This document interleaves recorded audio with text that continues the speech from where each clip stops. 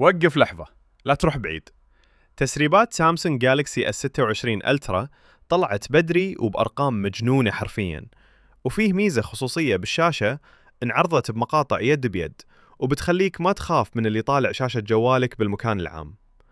بس في قرار صادم كثير ما كانوا يتوقعونه بخصوص القلم.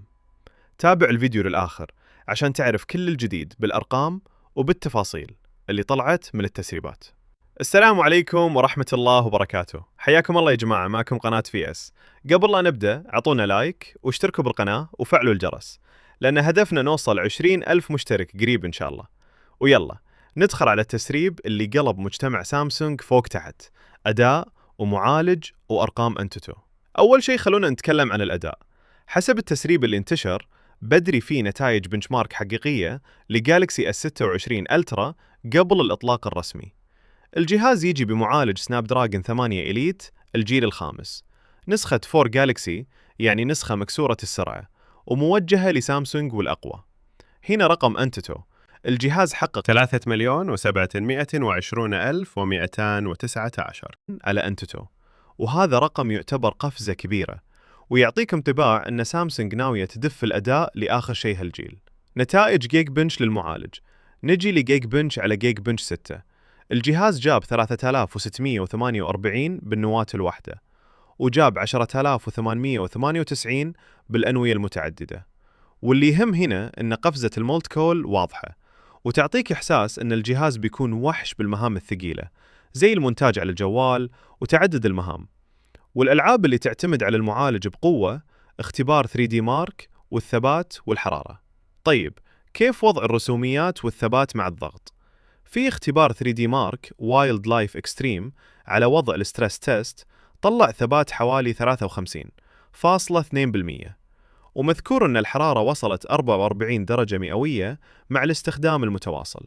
وهنا نقطة مهمة للمقارنة، جالكسي S25 ألترا كان يحافظ على ثبات قريب من 70% بنفس النوع من الاختبارات. يعني S26 ألترا واضح أنه يدفع أداء أعلى بس على حساب الثبات حالياً. والتفسير الأقرب أن النظام والتعريفات للحين مو متحسنة، لأنه بدري على الإطلاق، وغالباً بتتحسن الأرقام قبل الإعلان الرسمي. هل القفزة حقيقية ولا أرقام تسويق؟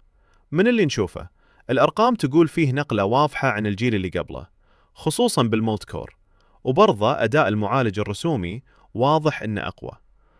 بس موضوع الثبات الأقل يخليك تقول يمكن السوفت وير لين حين يحتاج ضبط عشان يعطيك أداء قوي بدون ما يهبط بسرعة.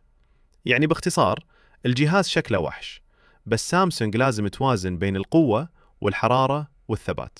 تسريب مقاطع فتح الصندوق وميزة شاشة الخصوصية. الحين نروح للشيء اللي خلى الناس تتحمس أكثر فيه. تيبستر على تويتر نزل مقاطع يد بيد كأنها فتح صندوق وتجربة سريعة، وأكثر مقطع شد الانتباه هو شاشة الخصوصية. الميزة هذه سمعنا عنها من فترة، بس الحين شفناها بعيننا. الشاشة تتغير رؤيتها حسب زاوية المشاهدة، يعني أنت قدامها تشوف طبيعي، واللي جنبك أو على طرفك يطلع له المحتوى مو واضح بشكل قوي.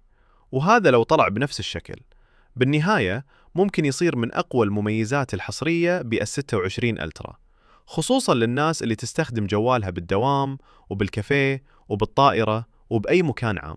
الكاميرا من المقاطع السريعة، وفي مقطع ثاني ركز على تجربة الكاميرا، يبين لك واجهة الكاميرا وطريقة المسك والاستخدام بشكل سريع، لكن واضح وما في مواصفات عدسات جديدة مذكورة بالتسريب هذا بالتحديد.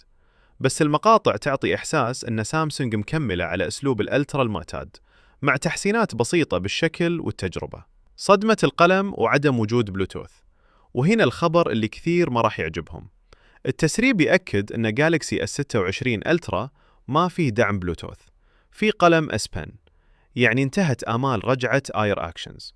والميزة هذه كانت آخر مرة موجودة بعصر جالكسي S24 ألترا، وبعدها اختفت.